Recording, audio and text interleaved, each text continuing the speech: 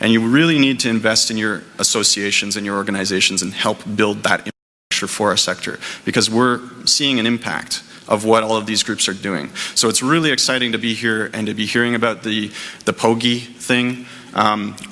In Eastern Canada, POGI means a very different thing. Nothing to be ashamed of. But anyways, yeah, so great to see that there's some organizing happening and some investment and some real sort of strategic looking at how we can organize as a sector and collectively work together. I think we also really always have to continue to encourage transition to organic and new entrants, even when that might mean more competition for you, even when the market starts to go down a bit and you're worried. It's going to take them 3 years, but we're going to need them. Like, we already need them. And that's the critical time to bring new people in. And it's hard because the market's going to be kind of waffling at some point in the future, and we're going to have to try and go out there and encourage people to come into organic. Right now, it's not as hard a case to make when we see the pricing and we see the sort of demand that's out there, but we need to continue that message. And it's going to be not in your self-interest necessarily, but for the sector, it's very critical. And then we also really have to, I think, one of the other things we need to do in terms of plow downs is look at how do we encourage the collective? How do we encourage vertical relationships? How do we encourage that we get into collective organizations? And those are partly through your association, but also partly through your business models. And how are you networking? Because organic has always had that internalized. Through our certification system, through our certificates, we've always been a kind of a smaller group that works closely together and has to have those long relationships to ensure that the supply's there. And we need to continue to build off of that model because that's fundamental to us as the organic sector. So those are just some closing thoughts. That's my business card. I have smaller versions in my pocket if anybody wants one. And I think we have a few minutes here for questions or comments. I'm looking for an organizer if that's part of the plan. Yeah, it is. So thanks very much.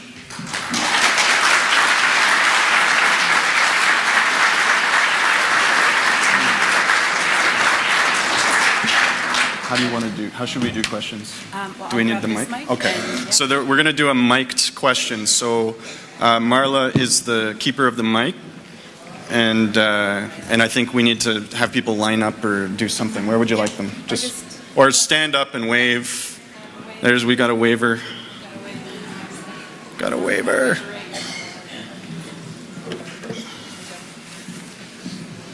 It's more of a expression of concern and a question, but I would like to hear your response to it, and that is, I guess when I hear omnibus bills, I always think something untoward or what the heck, evil is happening.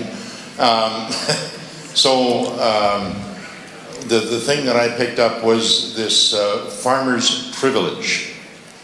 For it to even be framed that way is already an indication of where this is going. It's not a privilege. No. This is a right.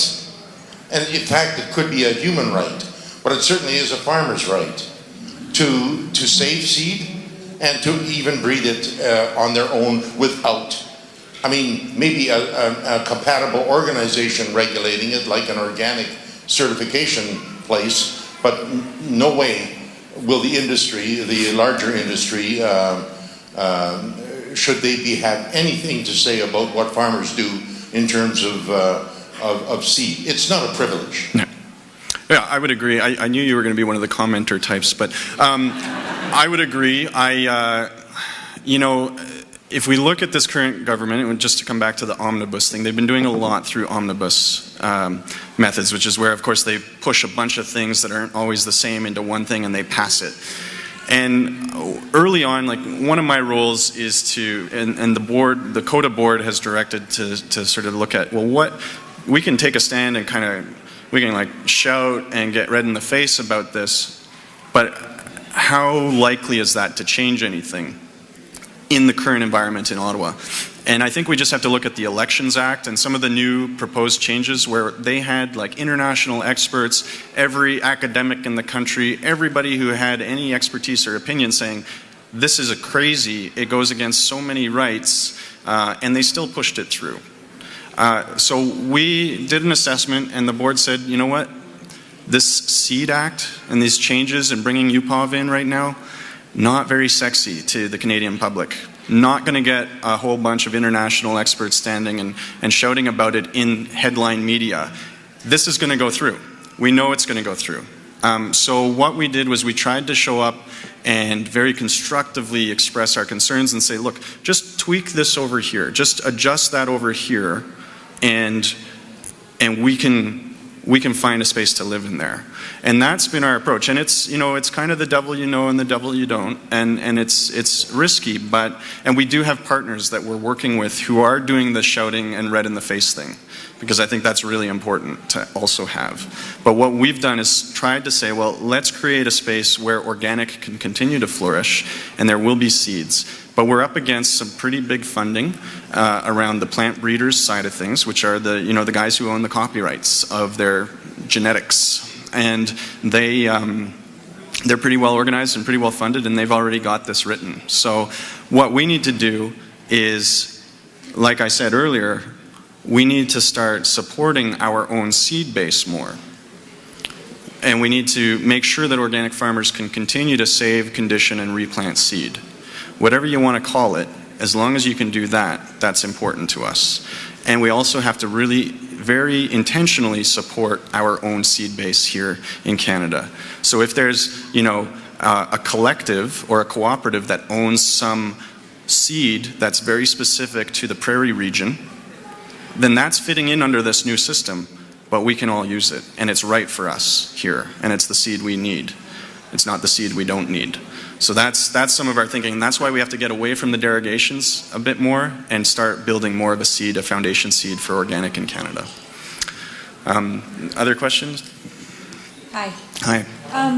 Other than the CSAs, the farmers markets, on your map you said that 97% of organic food operations is in Saskatchewan.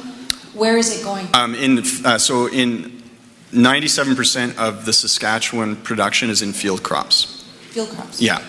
So where is it going? Where is it going? Yeah. It's going into manufactured products. I mean, ingredients. So you see, you know, Cliff Bar from the U.S. They're using a ton of Canadian oats.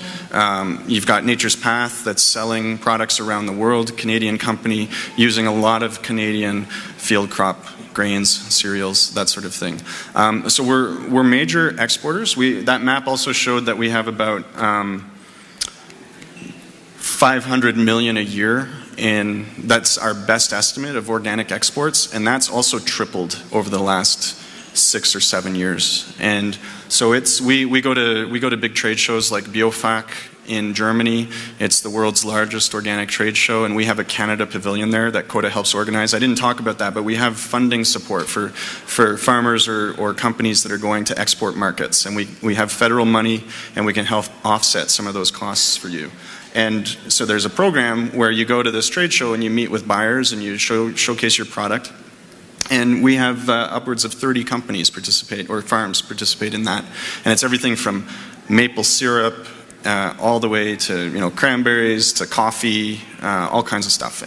But a lot of what we move are prairie crops. We have people there representing, you know, lentils, spelt, oats, wheat, just you name it. And they're selling large commodity shipments of it. Yeah. Okay, and then there's a question over there. And a question over there, okay. Yeah. Does it work?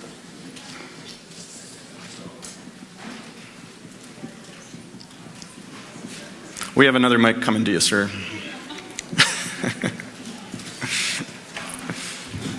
Must be tricky. Check. Oh. It's working. Thank you, Ms. Rose, for reminding us that we're asleep. We are. Truly we are. Especially as farmers, we've taken seed for granted. We need to refute the lie that the past system has failed. The past system is publicly funded, publicly owned, freely available. Most of our lives, there wasn't such a thing as plant breeders' rights or technology use agreement. This is a system that worked. Publicly funded, publicly owned seeds. And as the previous gentleman mentioned, privilege is not a right. Don't get sucked in by farmer privilege. Privilege is not a right. So I'd just like to make a comment based on seed growers. Our family began in the pedigree seed industry in 1917. And up until about 12 years ago when I got off on this organic tangent, we were pedigree seed growers. And we discovered that pedigree certified seed is a non-existent market. And I understand why it is, because by the time you've got all the pedigree costs, the levies and the royalties and the field inspection and the lab bills and the germination tests, and you have the organic premium, when I quoted a price to a customer, I'd have to shoot him in the ass with Valium to settle him down. The point is the organic sector will not support pedigree certified organic seed. So there used to be 4 of us in the province that I was aware of. I don't think there's any of us anymore. So just a question to the certifiers, is it even worth having this regulation in there where we have to find the name of 3 people we've checked with? But anyway, to all of us, let's wake up. Every member of Parliament should be written. UPOC 91 and C18 is not a friend of ours. It isn't. These people need to hear from us. So anyway,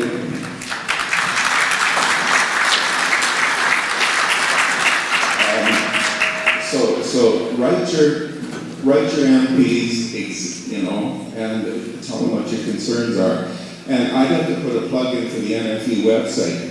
They've done a lot of work on this, and they understand C18 and UPOC 91. Go to the website and check it out. And for those of you who aren't organic farmers, I was told years ago that I either have to go big or go home. Well, instead I went organic, and believe me, it's worthwhile, it's a great life, and it's profitable. Great. Yeah. So I couldn't say it better. Great closer. I agree with you fully, and really, I mean, we've got such a story to tell. I'd say, you know, in terms of the public funding system, we know that's being dismantled. Like, it's actively being dismantled, and it's almost gone. And so we need to collectivize, and we need to organize, and we need to be focused as the organic sector and make sure that we can find solutions to those problems. So do we want to just get rid of the derogation system and just open it up?